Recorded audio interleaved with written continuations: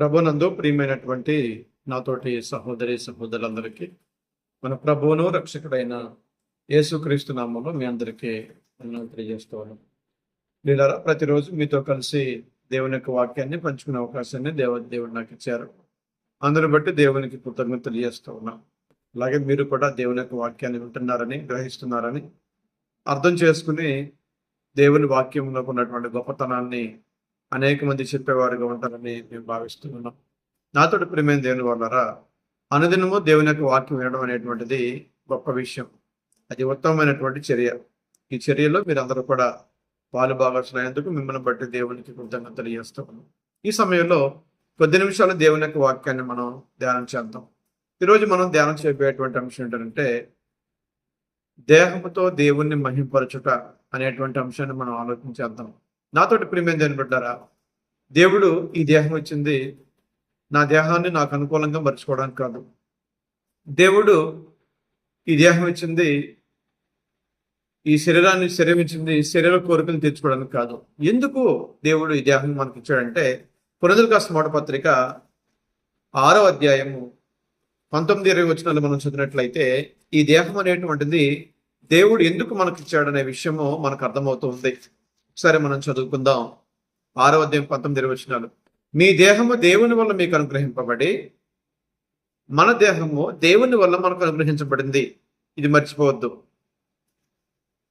అనుగ్రహింపబడి మీలో ఉన్న పరిశుద్ధాత్మకు ఆలయమై ఉన్నదని మీరు ఎరుగరా?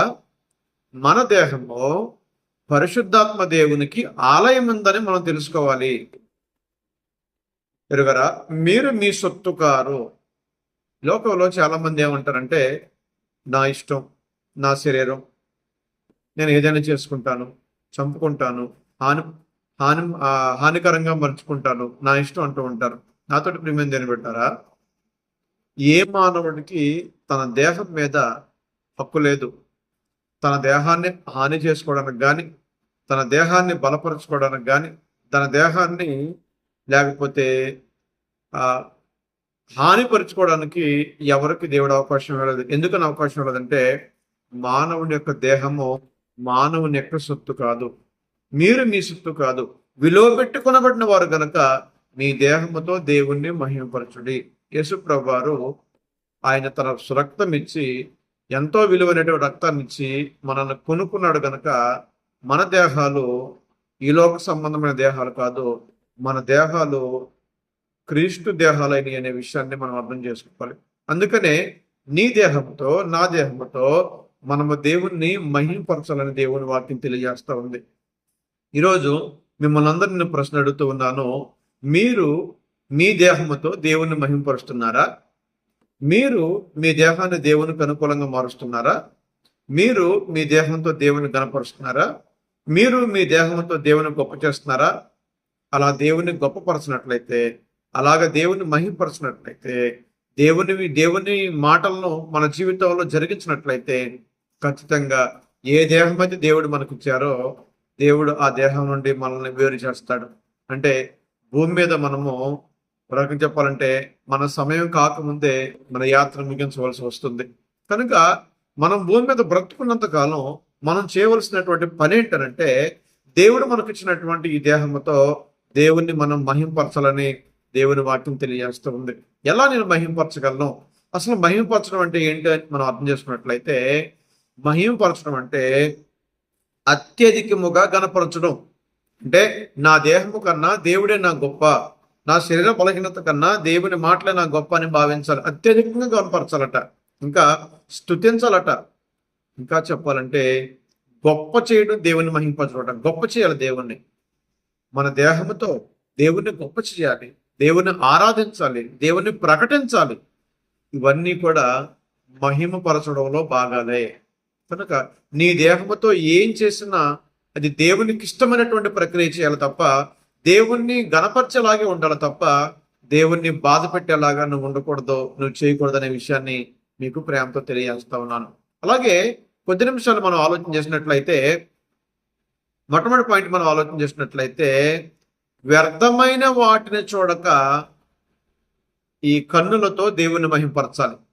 దేవుడిని కళ్ళుంచింది, దేవుడు నీకు చూపించింది వ్యర్థమైన చూస్తూ పాపం చేయడానికి కాదు, వ్యర్థమైన చూస్తూ ఈ లోక సంబంధిగా ఉండడానికి కాదు. దేవుని కుమారుడు అయిన నీవు, దేవుని కుమార్తె అయిన నీవు దేవుడిని కళ్ళు ఎందుకు ఇచ్చాడు తెలుసా? ఈ కళ్ళతో దేవుణ్ణి మహిమపరచడానికి అనే విషయాన్ని మీరు అర్థం చేసుకోవాలి. కీర్తన గ్రంథము 119వ కీర్తన 37వ వచనాన్ని మనం చదివినట్లయితే 119వ కీర్తన 37వ వచనాన్ని మనం చదువుకుందాం. 37వ వచనాన్ని మనం ఆలోచన చేసినట్లయితే, వ్యర్థమైన వాటిని చూడకుండా నా కన్నును తిప్పివేయము, నీ మార్గము నడుచుటకు నన్ను బ్రతికింపుము. వ్యర్థమైన చూడకుండా. ఈరోజు ఈ చూపు వలన ఎన్ని ప్రమాదాలు జరుగుతున్నాయంటే, ఈరోజు ఒక వ్యభిచారి ఈ చూపు వలన వ్యభిచారిగా మారుతున్నాడు. ఒక జారత్వం చేసేవాడు చూపు వల్లనే జారత్వం చేస్తున్నాడు. ఎందుకనంటే శరీరంలో జరిగేటువంటి ప్రతిక్రియ కూడా చూపును బట్టి అవుతుంది. నువ్వు ఏం చేసినా, నువ్వు ఏది ఆలోచన చేసినా నీ చూపుతోనే అది ప్రారంభమవుతుంది. మనిషి చూపుల్లోనే రకరకాలైన ఆలోచనలు మొదలవుతాయి. మనిషి చూపు అనేటువంటి సరిగా లేకపోతే ఆ చూపును బట్టే సాతానుడు మనం శోధిస్తూ ఉంటాడు. ఆ చూపును బట్టే సాతానుడు మనం బంధిస్తూ ఉంటాడు. ఆ చూపును బట్టే సాతానుడు మనల్ని భావోద్వేగానికి గురి చేస్తాడు. కనుక నీ దేహమునకు కన్ను దీపమే గనుక నీ కన్ను తేటగా ఉండాలని మత్తయి సువార్త 6వ అధ్యాయము 22వ వచనం మనకు తెలియజేస్తూ ఉంది. మన దేహమంతటికి దీపం కన్నే. ఈ కన్ను చెడిందనుకోండి, దేహం అంతా చెడిపోతుంది. ఒక యవనస్తుడు పాపం చేస్తుందంటే ఏదో తప్పును చూస్తున్నాడు. ఒక యవనస్తురాలు పాపం చేస్తుందంటే ఏవో చూస్తుంది. యవన కాలంలో ఉన్నటువంటి పిల్లలు వారి యొక్క డ్రెస్ వాడేటువంటి విధానము లోక సంబంధంగా ఉందంటే అది ఎక్కడో చూసి నేర్చుకున్నది.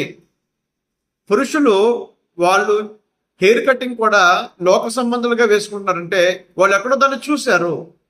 ఒక వ్యభిచారి కావచ్చు, ఒక బూతులు తిట్టేవారు కావచ్చు, లేకపోతే ఏదైనా లోక సంబంధంగా బ్రతికేవారు కావచ్చు, ఏదైనా సరే వారు చేస్తున్నారంటే ఖచ్చితంగా వారు ఎక్కడో ఏదో చూసే ఉంటారు. నాతోటి ప్రియమైన దేవుని బిడ్డలారా, మన చూపు అనేటువంటి సరిగా లేకపోతే మనం చాలా ఇబ్బందులు ఎదుర్కోవాల్సి ఉంటుంది. కనుక నీ దేహమునకు దీపం కన్నా గనుక తేటగా ఉండాలనే విషయాన్ని గ్రంథం తెలియజేస్తుంది. ఏబు గ్రంథం 30వ అధ్యాయం 1-2 వచనాలు చూసినట్లయితే ఏబు గారు కంటితో నిబంధన చేసుకున్నాడు. నీవు కూడా కంటితో నిబంధన చేసుకోవాలి. ఒక పురుషుడు పాపం చేయకుండా ఉండాలంటే కంటితో నిబంధన చేసుకోవాలి. ఎలాగంటే తన భార్య తప్ప ప్రతి స్త్రీ కూడా ఒక చెల్లిలాగానో, ఒక అక్కలాగానో, ఒక తల్లిలాగో భావించాలి. అలా భావించాలంటే కంటితో నిబంధన చేసుకుంటేనే అది సాధ్యపడుతుంది.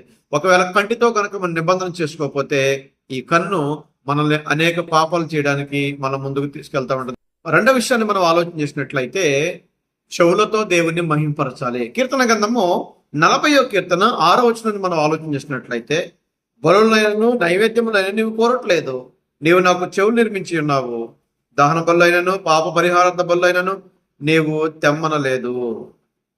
నీవు నాకు చెవులు నిర్మించావు అంటే ఏంటర్థం అంటే, దేవుడు మనకిచ్చినటువంటి ఈ చెవులతో మనము ఏం చేయాలంటే మంచిని వినాలి, శ్రేష్టమైనటువంటి సంగతులను వినాలి.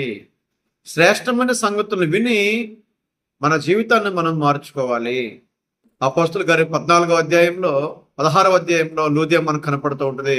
లూదియా దేవుని యొక్క వాక్యాన్ని వింది చెవులతో దేవుడు తన హృదయాన్ని తెరచాడు. అలాగే మొదటి శతాబ్దపు క్రైస్తవులు పెంతెకొస్తు పండుగ దినాన పేతురు గారి ప్రసంగం విన్నటువంటి వాళ్ళు 3000 మంది కూడా వాక్యాన్ని విని రక్షణ పొందినట్లుగా మనం చూస్తూ ఉన్నాం. ఏదైనా మంచి మనం విన్నప్పుడు, ఏదైనా సత్యం మనం విన్నప్పుడు, ఏదైనా వాస్తవాలు మనం విన్నటువంటి ఆ వాస్తవమైనటువంటి సంగతులను బట్టి మనం దేవుణ్ణి మహింపరచాల్సినటువంటి అవసరం ఉంది. ఈ లోకంలో చెడు విన్నంతగా మంచి వినం, అబద్ధాన్ని విన్నంతగా సత్యాన్ని వినం. నాతోటి ప్రియమైన దేవుని బిడ్డలారా, అలా ఉండకూడదు. దేవుడు నీకు చెవులు ఎందుకు ఇచ్చిందంటే ఈ చెవులతో నువ్వు వాస్తవాలనే వినాలి. ప్రతి అబద్ధం నిజమని వినకూడదు. ప్రతి అబద్ధికుడిని నువ్వు నమ్మకూడదు. నిజాన్ని నమ్మాలి, నిజాన్ని వినాలి, నిజాన్ని మనము ముందుకు తీసుకెళ్లాల్సిన అవసరం ఉంది. అప్పుడే ఈ చెవుల ద్వారా దేవుణ్ణి నువ్వు మహింపరచవచ్చు. అలాగే మూడవదిగా మనం ఆలోచన చేసినట్లయితే నాలుకతో లేక నోటితో, పెదవులతో దేవుణ్ణి మహిమపరచాలట. దేవుడు ఈ నాలుక ఇచ్చింది, ఈ నోరిచ్చింది దేవుడు మనకు నచ్చినట్లుగా బూతులు మాట్లాడడానికి కాదు, మనకు తోచినట్లుగా చేయడానికి కాదు, దేవుని మహింపరచడానికి అనే విషయాన్ని మనం అర్థం చేసుకోవాలి. ఎప్పుడైతే మన నోటి ద్వారా బూతులు మాట్లాడకుండా దేవుణ్ణి మహింపరుస్తామో అప్పుడు దేవుడు మన నోటిని బట్టి, మన నోటిని మాటను బట్టి దేవుడు మహింపరచబడతాడు కనుక దేవుడు మనల్ని అనేక విషయాల్లో కూడా గణపరుస్తారు. నాతోటి ప్రియమేం జరిపెట్టారా, ఒకసారి మనం హెబ్రీ పత్రిక 13వ అధ్యాయము 15వ వచనాన్ని మనం ఆలోచన చేసినట్లయితే 13వ అధ్యాయం 15వ వచనం మనం చదువుకుందాం. కాబట్టి ఆయన ద్వారా మనము దేవునికి ఎల్లప్పుడూ స్తుత్యాగము చేయదము, అనగా ఆయన నామము ఒప్పుకొనొచ్చు జీవ ఫలము నర్పించదు. ఆయన నామాన్ని ఒప్పుకోవాలి. ఆయన నామాన్ని ఒప్పుకోవడమే దేవుణ్ణి మహింపరచడం. ఎలాగంటే మన నోటి ద్వారా ఒప్పుకోవాలి. దేవుడు నీకు నోరిచ్చింది బూతులు మాట్లాడడానికి కాదు, నీకు నోరిచ్చింది అబద్ధాలు మాట్లాడడానికి కాదు, నీవు నోరిచ్చింది ఎదుటి వాళ్ళని తిరస్కరించడానికి కాదు. దేవుడు నీకు నోరిచ్చింది ఆయన కొరకు జీవించడానికి, ఆయన మాటలు మాట్లాడడానికి, సత్యాన్ని మాట్లాడడానికి, దేవుని కీర్తించడానికి దేవుడు ఈ నోరుని మనకిచ్చాడు. కనుక దేవుడు ఇచ్చినటువంటి ఈ నోరుని దేవుని కొరకు వాడి దేవుని మహింపరచాలని మీ అందరికి ప్రేమతో తెలియజేస్తూ, మీ అందరికి వందనాలు తెలియజేస్తూ ఉన్నాం. అందరికీ వందనాలండి.